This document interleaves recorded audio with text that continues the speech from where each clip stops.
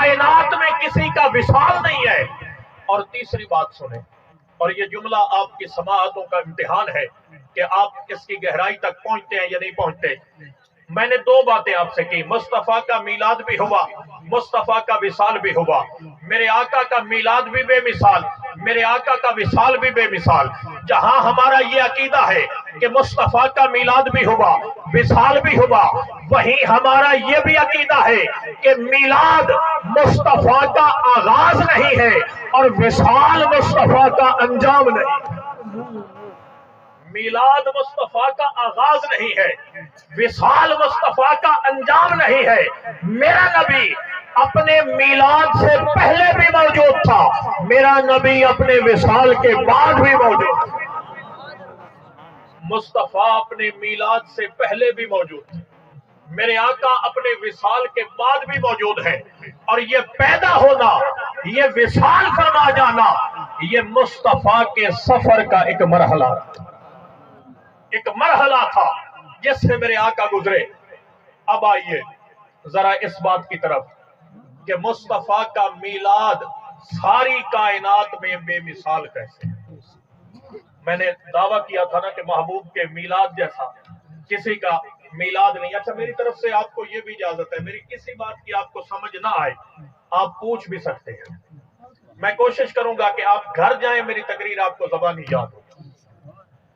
मैंने कहा था कि मुस्तफा के मीलाद जैसा किसी का मीलाद नहीं है। मेरे आका करीम अलैहिस्सलाम की तख्लीक को उलमा ने 3 मराहिल में तकसीम किया है। मुस्तफा की खलकत और मेरे आका की आमद के 3 मराहिल हैं, 3 मरहले हैं जिससे ज़ात मुस्तफा सल्लल्लाहु अलैहि वसल्लम की तख्लीक के मराहिल को गुजारा गया है। पहला मरहला मेरे आका की खलकत नूरानिया का मरहला है। सबसे पहले मरहले में मुस्तफा के नूर को तख्लीक किया गया। इमाम अब्दुल रज़ाक ने अल मुसन्नफ में हदीस पाक सैयदना जाबिर बिन अब्दुल्ला अंसारी रजी अल्लाह तआला अन्हु से नकल की। हजरत जाबिर ने महबूब अलैहिस्सलाम से पूछा, या रसूल अल्लाह सल्लल्लाहु अलैहि वसल्लम, अल्लाह रब्बुल इज्जत ने इस कायनात में सबसे पहले किस चीज को पैदा किया था? इस कायनात में सबसे पहले किस चीज को पैदा किया? ताजदारे कायनात सल्लल्लाहु अलैहि वसल्लम ने जवाब दिया। मेरे आका ने इरशाद फरमाया, या जाबिर इन्नल्लाह ताला खलका क़ब्ल अल अशियाए नूरे नबिय्ये का मिन नूरिही। ए जाबिर, अल्लाह ने सारी कायनात से पहले अपने नूर से तेरे नबी के नूर को पैदा किया, अपने नूर से तेरे नबी के नूर को पैदा किया था। अब आप पूछेंगे कि ये कब की बात है, यानी मुस्तफा की खलकत नूरानिया ये कब की बात है? ये ज़हनों में सवाल पैदा हो सकता है ना। इसका सादा सा जवाब है, और वो ये है कि ये कब की बात है? ये तब की बात है जब ये कब भी नहीं बना था। आप कहेंगे कि किस वक्त की बात है? बड़ा सादा सा जवाब है। जो भी कहे कि ये किस वक्त की बात है, ये उस वक्त की बात है जब ये वक्त ही नहीं बना था, जब कुछ भी न था। या ज़ाते खुदा थी या नूर मुस्तफा। इस कायनात का नक्श अव्वल और इस कायनात की गायत औला, इस कायनात की असले असूल और हयात असलिया वो नूर मुस्तफा सल्लल्लाहु अलैहि वसल्लम। सारी कायनात को नूर मुस्तफा से तख्लीक किया। ये मुस्तफा की खलकत का पहला मरहला था। बड़ी मारूफ हदीस आपने अक्सर उलमा से मिलाद के जलसों में सुनी होगी, मगर उस पर एक खास नुक्ते की तरफ आपकी तवज्जो दिलाऊंगा। हदीस पाक क्या है? मेरे आका अलैहिस्सलाम की बारगाह अक़दस में इमाम तबरानी ने अल मौजमुल कबीर में इस हदीस को नकल किया। जिब्रील अमीन हाजिर हुए। मेरे आका ने पूछा, जिब्रील ये बता तेरी उम्र कितनी है? आपको बात याद आ गई ना, कौन सी करना चाहता हूं। मेरे आका ने पूछा, जिब्रील ये बता तेरी उम्र कितनी है? जिब्रील ने अर्ज की, या रसूलल्लाह सल्लल्लाहु अलैहि वसल्लम, मुझे और तो कोई अंदाजा नहीं, एक अंदाजा है, वो ये है کہ تخلیق کائنات سے پہلے ابھی اللہ نے اس ساری کائنات ارضی کو، اس زمین کو، آدم کو، یہ کچھ بھی نہیں بنا تھا. اس سے پہلے اللہ کے چوتھے حجاب عظمت پہ ایک ستارہ چمکتا تھا. چوتھے حجاب عظمت پہ ایک ستارہ چمکتا تھا. وہ ستارہ 70,000 سال کے بعد طلوع ہوتا تھا، پھر وہ غروب ہو جاتا، پھر 70,000 سال گزرتے پھر طلوع ہوتا، پھر 70,000 سال کے بعد غروب ہو جاتا. اس طرح یہ 70,000 سال کا عرصہ گزرتا رہتا. یا رسول اللہ صلی اللہ علیہ وسلم، میں نے اس ستارے کو اپنی زندگی میں 72,000 مرتبہ دیکھا. میں نے اس ستارے کو 72,000 مرتبہ دیکھا ہے. اب اس سے اندازہ لگا لے کہ میری عمر کتنی ہے. اب جبریل نے جب یہ بات کی، تاجدار کائنات صلی اللہ علیہ وسلم نے ارشاد فرمایا، جبریل سن، فبعزت ہی انا ذالک الکوکب، جبریل اللہ کی قسم وہ ستارہ میرا نور تھا جو وہاں چمکتا تھا. وہ ستارہ میرا نور تھا جو وہاں چمکتا تھا. اب یہ حدیث تو ہے یہاں تک جو آپ نے سن لی، مگر اس پر آپ کے ذہنوں میں ایک سوال آیا ہو. اگر نہیں آیا تو اب آپ توجہ کریں. آپ کہیں گے کہ ابھی میں نے یہ بات کی کہ اللہ نے مصطفیٰ کے نور کو کب بنایا؟ اس وقت بنایا جب وقت تھا ہی نہیں، جب کوئی تعین تھا ہی نہیں، کوئی پتہ ہی نہیں یہ کب کی بات ہے، کوئی اس کا اندازہ لگا ہی نہیں سکتا. تو اب آپ کہیں گے کہ یہ تو بڑا آسان سا طریقہ ہے کہ جبریل خود بتا رہا ہے کہ 70,000 سال کے بعد وہ ستارہ طلوع ہوتا تھا، میں نے 72,000 مرتبہ دیکھا ہے، لہٰذا ہم 70,000 کو 72,000 سے ضرب دیتے ہیں، جواب آ جائے گا. بڑا آسان طریقہ ہے نا، مگر یہ اتنا آسان نہیں ہے جتنا آپ سمجھ رہے ہیں. اتنا آسان نہیں ہے. کیسے؟ ہمارے ہاں وقت کا پیمانہ کیا ہے؟ ہم وقت کو کیسے ماپتے ہیں؟ کیا پیمانہ ہے؟ یہ کوئی اتنا مشکل سوال ہے. بھائی سورج کے ذریعے ہمارے ہاں وقت کا پیمانہ کیا ہے؟ سورج ہے کہ سورج طلوع ہوتا ہے، غروب ہوتا ہے، دن گزرتا ہے، رات آ جاتی ہے، اگلے دن صبح طلوع صبح تک، اس کو کہتے ہیں ہم ایک دن گزر گیا. ایسا ہی ہے نا. اچھا 30 یا 29 دن ملے تو ایک مہینہ کہتے ہیں گزر گیا. 12 مہینے ملے ہم کہتے ہیں یہ ایک سال گزر گیا. تو ہمارے ہاں جو وقت کا پیمانہ ہے سالوں کو ماپنے کا، وہ یہ سورج ہے. لیکن جس وقت کی بات جبریل کر رہا ہے تب یہ سورج موجود ہی نہیں تھا، یہ سورج بنا ہی نہیں تھا، اس سورج کا کوئی وجود ہی نہیں تھا. یہ لیل و نہار کا سلسلہ، یہ دن اور رات کا سلسلہ یہ تھا ہی نہیں. اب پھر سوال پیدا ہوا، چلو یہ نہیں تھا، کوئی تو پیمانہ ہوگا. جبریل نے جو کہا ہے کہ 70,000 سال گزرتے تھے، تو وہ 70,000 سال کیسے گزرتے تھے؟ کوئی تو پیمانہ ہوگا. ہاں ایک پیمانہ اور بھی ہے. وہ کیا ہے؟ اللہ کا جو ایک دن ہے وہ ہماری دنیا کے 50,000 سال کے برابر ہے. آپ نے سنا ہوگا کہ قیامت کا ایک دن 50,000 سال کے برابر. مگر یہ پریشان نہ ہو، میرے آقا نے فرمایا جو مومن ہوگا اس کے لیے قیامت کا دن اتنے لمحے میں گزر جائے گا جتنا وقت نماز عصر کے 4 فرضوں پہ لگا. مگر جو پیمانہ ہے وہ کیا ہے کہ 50,000 سال کا ایک دن. اب 50,000 سال کا ہے ایک دن، یعنی سورج نہیں ہوگا تو پھر یہ پیمانہ ہوگا کہ 50,000 سال کا ایک دن. اچھا چلو پھر بھی جواب آ جائے گا کہ ایک دن بنائیں 50,000 سال کا، اس دن کے مہینے بنائیں، ان مہینوں کے پھر سال بنائیں، اس کو پھر 70,000 سے ضرب دیں، پھر اس کو 72,000 سے ضرب دیں. اگر دنیا کا کوئی کمپیوٹر، کوئی کیلکولیٹر، کوئی الیکٹرانک مشین آپ کو اس عدد تک پہنچا دے تو زیادہ سے زیادہ کیا ہوگا؟ زیادہ سے زیادہ یہ ہوگا کہ آپ جبریل کی عمر کو پالیں گے. آپ جبریل کی عمر کو پالیں گے. جبریل نے یہ کب کہا ہے کہ جب سے میں ہوں تب سے وہ ستارہ چمک رہا ہے۔ اب پتہ نہیں تخلیق جبریل سے پہلے کتنے کروڑ سال گزر گئے، کتنے ارب سال گزر گئے کہ وہ ستارہ چوتھے حجاب عظمت پہ چمکتا تھا۔ اس کی حقیقت کو یا رب جانتا ہے یا مصطفیٰ جانتا ہے۔ نعرہ تکبیر، نعرہ رسالت، نعرہ خلافت، نعرہ حیدری۔ تو یہ تو جبریل اپنی بات کر رہا ہے، اس نے یہ کب کہا ہے کہ جب سے میں ہوں تب سے وہ ستارہ تھا۔ اب پتہ نہیں جبریل سے پہلے کتنا عرصہ گزر چکا، کتنا وقت گزر چکا۔ یہ تھی میرے آقا کی پہلی خلقت اور خلقت نورانیہ۔ میرے آقا کریم علیہ السلام کی بارگاہ اقدس میں 7 صحابہ کرام نے سوال کیا۔ 7 صحابہ نے مختلف اوقات میں اور مختلف الفاظ کے ساتھ، سوال ایک ہی تھا مگر الفاظ بدل بدل کر سوال ہوتے رہے۔ کس کس نے پوچھا؟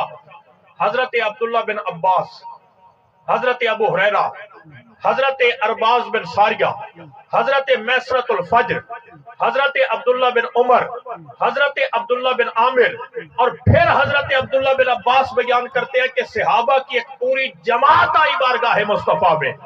اب سوال کیا تھا؟ کسی نے پوچھا متا وجبت لک النبوہ یا رسول اللہ صلی اللہ علیہ وسلم، یا رسول اللہ آپ کو نبوت کب ملی؟ کسی نے پوچھا متا کنت نبیا یا رسول اللہ صلی اللہ علیہ وسلم، یا رسول اللہ آپ کو نبی کب بنایا گیا؟ متا جعلت نبیا یا رسول اللہ صلی اللہ علیہ وسلم، متا اخذ میثاقک یا رسول اللہ صلی اللہ علیہ وسلم، یا رسول اللہ آپ کا میثاق انبیاء سے کب لیا گیا؟ الفاظ بدل بدل کر سوال ہوتے رہے، جواب مصطفیٰ کا ایک ہی تھا۔ فرمایا کنت نبیا و آدم بین الماء والطین، ابھی آدم بنا ہی نہیں تھا، میں اس وقت بھی نبی تھا۔ ابھی آدم کا وجود ہی نہیں بنا تھا، ابھی آدم مٹی اور گارے کے پانی کے درمیان تھا، بین الروح والجسد، ابھی آدم کا روح اور جسم نہیں بنا تھا، رب نے اس وقت بھی مجھے نبوت عطا فرما دی۔ اعلیٰ حضرت فرماتے ہیں فتح باب نبوت پہ بے حد درود، فتح باب نبوت پہ بے حد درود، ختم دور رسالت پہ لاکھوں سلام، کہ اس نبوت کا دروازہ کھلا ہی ذات مصطفیٰ پہ ہے اور بند بھی ذات مصطفیٰ پہ ہوتا ہے۔ یہ نبوت، اس کا آغاز بھی ذات مصطفیٰ پہ ہے، اس کا اختتام بھی ذات مصطفیٰ پہ ہے، کہ یہ سلسلہ شروع ہی مصطفیٰ سے ہوا اور ختم بھی مصطفیٰ پہ ہوا۔ فتح باب نبوت پہ بے حد درود، ختم دور رسالت پہ لاکھوں سلام۔ میرے آقا کی خلقت کا دوسرا مرحلہ ہے روح مصطفیٰ کی تخلیق۔ روح مصطفیٰ کی تخلیق یہ دوسرا مرحلہ ہے۔ اللہ نے عالم ارواح میں روح مصطفیٰ کو جس طرح نور مصطفیٰ اس کائنات کا نقش اول تھا، اسی طرح روح مصطفیٰ عالم ارواح میں سب سے پہلے روح مصطفیٰ کو تخلیق۔ وقت گزرتا رہا، علماء نے لکھا کہ 14,000 سال گزرے۔ ایک دن اللہ نے ساری روحوں کو جمع کیا اور اللہ نے پوچھا الست بربکم، کیا میں تمہارا رب ہوں؟ اب یہاں پر قرآن کہتا ہے قالوا بلا شہدنا، ہاں مولا تو ہمارا رب ہے۔ مگر علامہ آلوسی نے تفسیر روح المعانی میں، علامہ اسماعیل حقی نے تفسیر روح البیان میں یہ بات نقل کی۔ اللہ نے پوچھا الست بربکم، کیا میں تمہارا رب ہوں؟ ساری روحیں خاموش تھیں۔ کیوں؟ چونکہ آج پہلی بار رب ان سے مخاطب ہو رہا تھا۔ اس سے پہلے رب نے کبھی روحوں سے بات نہیں کی تھی، آج پہلی بار وہ ذات روحوں سے مخاطب ہو رہی تھی۔ اب ساری روحیں خاموش، کس کا جواب کیا دیں؟ مولا کو کیا کہے؟ سب سے پہلے روح مصطفیٰ نے کہا بلا ہاں مولا تو ہمارا رب ہے۔ مصطفیٰ نے کہا، مصطفیٰ سے سن کے ساری روحوں نے کہا بلا ہاں مولا تو ہمارا رب۔ جس نے بھی رب کو پہچانا اس نے ذات مصطفیٰ سے پہچانا۔ اس رب کی معرفت کا ذریعہ کون بنا؟ ذات مصطفیٰ صلی اللہ علیہ وسلم۔ لہذا قیامت تک جو بھی رب کی حمد کرتا رہے گا، اس کے پیچھے وسیلہ ذات مصطفیٰ ہو. اس لیے ساری کائنات رب کی حامد ہے، میرا مصطفیٰ احمد ہے کہ سب سے زیادہ حمد کرنے والا، سب سے زیادہ تعریف کرنے والا. مصطفیٰ سے سن کے ہر روح نے کہا بلا ہاں مولا تو ہمارا رب ہے. اب یہاں پر ایک میں آپ کو مثال دیتا ہوں. یہ ہماری محفل جاری و ساری ہے، آپ ہر روز محافل میلاد میں شریک ہوتے ہیں. اب ہر محفل کا کچھ لوازمات ہوتے ہیں. مثلا محفل کا آغاز ہوتا ہے، تلاوت ہوتی ہے، اس کے بعد نعت ہوتی ہے، تقریر ہوتی ہے، خطیب آتا ہے تقریر کرتا ہے. اچھا آپ دیکھتے ہیں کہ ہر مہمان سے پہلے ایک بندہ کھڑا ہوتا ہے اور وہ آنے والے مہمان کا تعارف کرواتا ہے. اس کو ہم کہتے ہیں نقیب محفل. نقیب محفل اس کی ڈیوٹی کیا ہوتی ہے کہ آنے والے مہمان کا تعارف کروانا. میں آیا، میرا تعارف قبلہ نے کروایا، مجھ سے پہلے نعت خان پڑھ رہے تھے، ان کا تعارف کروایا. اب ہر ایک کا تعارف یہ کروا رہے ہیں، مگر ان کا اپنا تعارف تو کسی نے نہیں کروایا. ان کا اپنا تعارف. اب آپ صبح چلے گئے بھائی مختار کے پاس، عبد المجید صاحب کے پاس، بھائی آپ نے رات پروگرام کروایا، جلسہ کروایا، ماشاءاللہ بڑا کامیاب ہوا. ہر ایک کا تعارف تو آپ کا نقیب کروا رہا تھا، مگر نقیب کا اپنا تعارف تو کسی نے نہیں کروایا. ہمیں پتا تو چلے بھئی جس کے ذریعے، جس کے وسیلے سے ہم نے ہر ایک کو پہچانا. میں آیا، میرا نام آپ نہیں جانتے تھے، مجھ سے پہلے نعت خان پڑھ رہے تھے، ان کا نام آپ نہیں جانتے تھے. ہمارا تعارف تو یہ کروا رہے تھے، ان کا اپنا تعارف تو کسی نے نہیں کروایا. ان کا اپنا تعارف.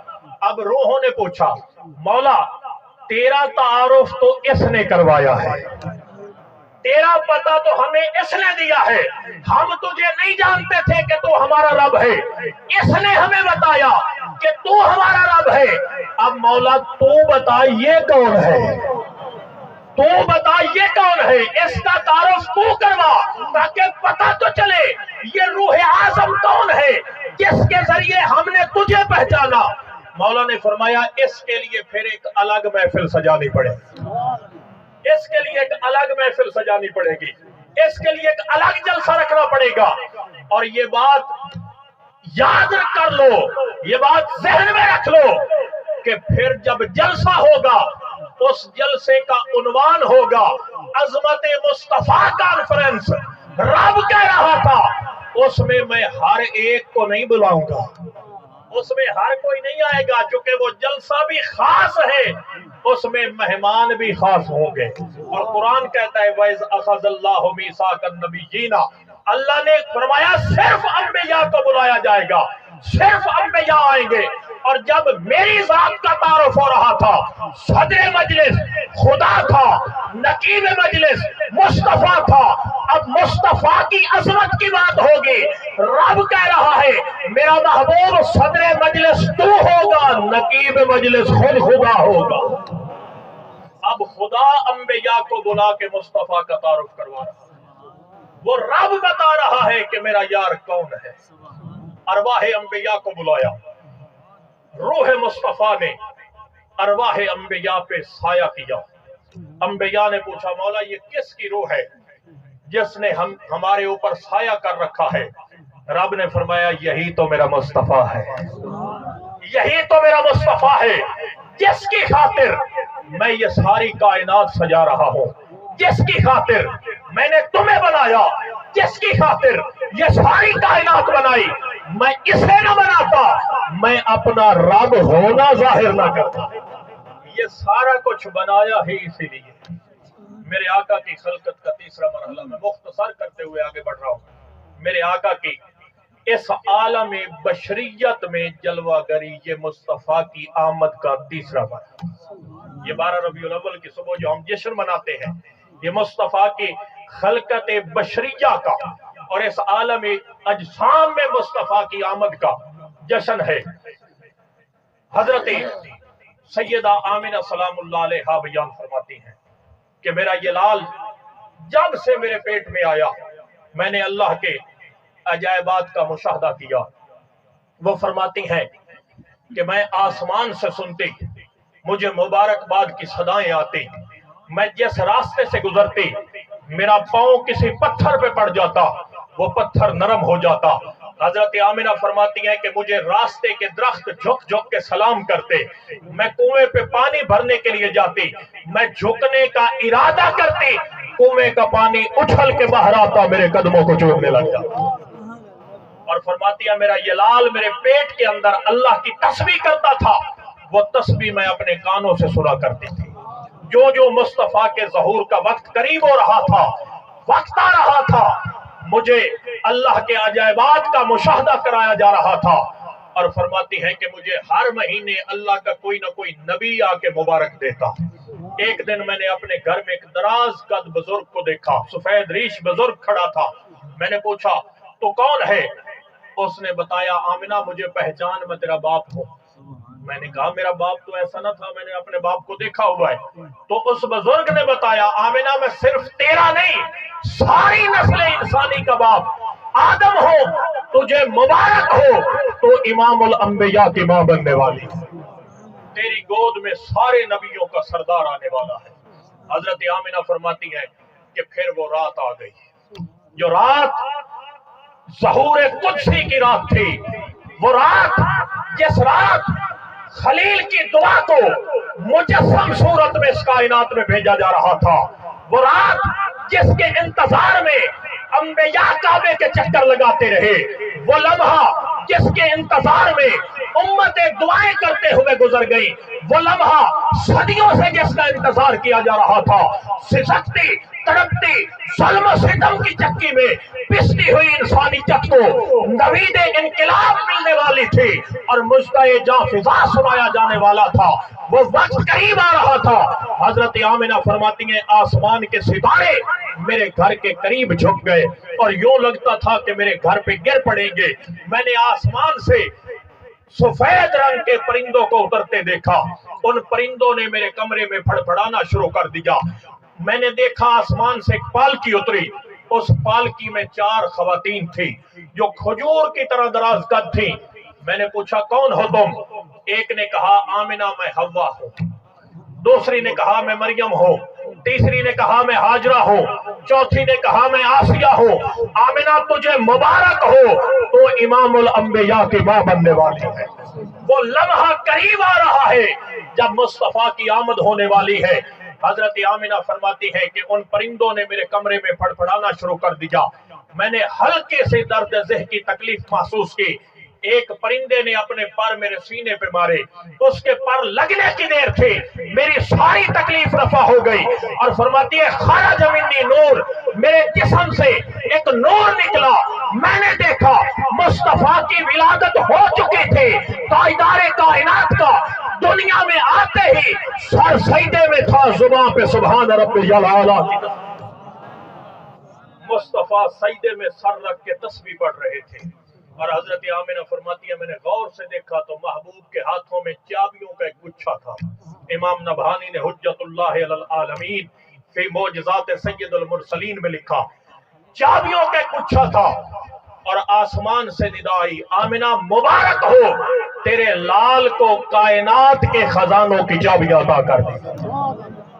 फरमाती है मैंने 3 झंडे लहराते देखे, एक काबे की छत पे लहरा रहा था, एक मशरक की तरफ, एक मगरिब की तरफ। मुझे ये पैगाम दिया गया आमिना मुबारक हो, तेरे शहजादे की हुकूमत मशरक में भी होगी, मगरिब में भी होगी।